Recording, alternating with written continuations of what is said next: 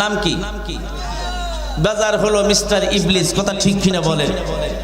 তবে একটা কথা হলো, শয়তান যতই রাগ করুক আর বেজার হোক আর যাই হোক না কেন, আল্লাহ রাব্বুল আলামিনের প্রিয় গোলাম যারা, তাদেরকে শয়তান কখনো পাকড়াও করতে পারে। আসুন আমার ভাইয়েরা, আমার বন্ধুরা, আজকের এই কোরআনের মাহফিল যে যুবক ভাইরা সাজিয়েছেন, অত্র গ্রামের মানুষগুলো কষ্ট করে কোরআনের মাহফিল সাজিয়েছেন, প্রাণ খুলে দোয়া করি আল্লাহ ওই যুবকদেরকে, এক ঝাঁক তরুণ যুবক সামনে ঘোরাফেরা করছে, ওই তরুণ যুবকদেরকে আল্লাহর কাছে দরখাস্ত দিয়ে, আল্লাহ হযরতে খাব্বাব, হযরতে খুবাইব, হযরতে আম্মারের সঙ্গে আল্লাহ কিয়ামতে তুমি কবুল করে নিও। আরো জোরে বলো না আমিন। সমেত ভাইরা, আসুন আমি পবিত্র কোরআনুল কারীম থেকে আপনাদের সামনে কিছু কথা বলার জন্য চেষ্টা করব ইনশাআল্লাহ। তবে একটা কথা হলো, সেই কোরআনুল কারীমের আলোচনার সূচনায় এই কোরআনের পরিচয়টুকু আমরা জেনেই আমরা আলোচনার ভিতরে যাব ইনশাআল্লাহ। সমেত ভাইরা, আসুন, এই কোরআন হলো কার বাণী? আসতে বলেন, কার বাণী? আমরা কোরআনের কথা বলবো। কিসের কথা? এই কোরআনের কথা বলবো। তবে সম্মানিত ভাইরা, আমরা যেখানেই যাই সেখানে এই কানের গুড়ে আগে বলে দেয়, হুজুর যেন রাজনীতি করবেন না। কি নীতি? আমার এটা কি ইউনিয়ন? আমি কি নির্বাচন করব? আমি বিভিন্ন জায়গায় বলি আমরা রাজনীতি করি না, আমরা করি কোরআন নীতি। কি নীতি বলেন? মুসলমান করবে কোরআনের নীতি। এই কোরআনের যে কথাটা আছে সেই কথাটাই বলতে হবে। তবে একটা কথা হলো, সেই কথা বলার কারণে যদি আপনার গায়ে লাগে তাহলে এতে আমার কোনো যায় আসে না। কারণ কিয়ামতের দিন আল্লাহর কাছে আমাকে আপনাকে জবাবদিহি করতে হবে কি হবে না? নৌকা, দুইতলা নৌকা ছিলেন আপনারা, দুইতলা নৌকা, এই দুইতলা নৌকা পানির ভিতরে চলছে। কিসের ভিতরে? বারবার নিচতলার লোক উপরতলায় পানি নিয়ে আসতে যায়, তো উপরতলার লোকে বলছে, আচ্ছা তোমাদের তো নিচে পানির কোনো অভাব নাই, বারবার কেন উপরতলায় পানি নিতে আসছো? এখন উনিও চিন্তা করলো, তাই তো, এদেরও সমস্যা আমারও সমস্যা। ওরা যখন বলছে নিচতলায় পানি আছে, ঠিক আছে, আর নেবো না পানি। ও নিচে যেয়ে ওই নৌকার নিচের একটা তক্তা খুলে দিয়েছে।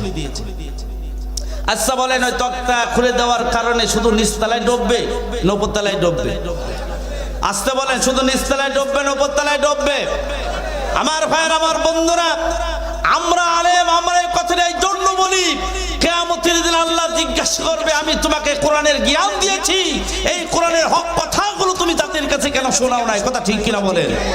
অতএব আমি যদি আপনাদের হক কথাগুলো না শোনাই, আলেম উলামাদের হক কথাগুলো না শোনাই, কিয়ামতের দিন আমাদেরও কিন্তু দুই তেলার মতো।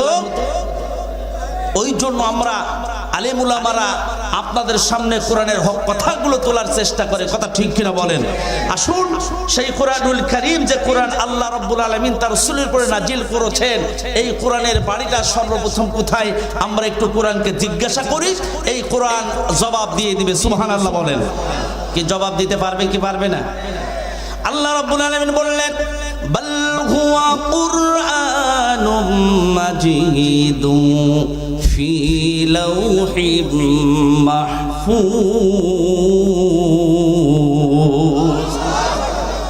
সম্মানিত ভাইরা, আমার বন্ধুরা, আল্লাহর কোরআন তার নিজের পরিচয় দিয়ে দিলেন। আমার বাড়ি হলো লাউহে মাহফুজে। এবার কোরআনকে আপনি বললেন, ও কোরআন, এই পৃথিবীতে তুমি আগমন করেছো, কোন মাসে আগমন করেছো? আল্লাহর কোরআন জানিয়ে দিলেন, শাহরু রমাদানাল্লাযী উনসিলা ফীহিল কুরআন। আমি কোরআন এই পৃথিবীতে নাজিল হয়েছি মাহে রমজান মাসে। জোরে বল সুবহানাল্লাহ। সম্মানিত ভাইরা, আমার বন্ধুরা, কোরআনকে জিজ্ঞাসা করলেন, ও কোরআন, তুমি রাতের বেলা এসেছো না দিনের বেলা এসেছো? আল্লাহর কোরআন সঙ্গে সঙ্গে জানিয়ে দিলেন। সম্মানিত ভাইরা, আল্লাহর কোরআন আমাকে আপনাকে জানিয়ে দিলেন, আল্লাহর বান্দা, তুমি তাহলে আমার প্রশ্নের জবাব নিয়ে নাও। ইন্না আনজালনাহু ফি লাইলাতিল কদর ওয়া মা আদরাকা মা লাইলাতুল কদর। আল্লাহু আকবার বলেন। আমার ভাইয়ের, আমার বন্ধুরা, আল্লাহর কোরআন বললেন, আমি কোরআন এসেছি লাইলাতুল কদরে, জোরে কোন আল্লাহু আকবার। সেই রাতের মর্যাদা কম না বেশি? আরো জোরে বলেন, কম না বেশি?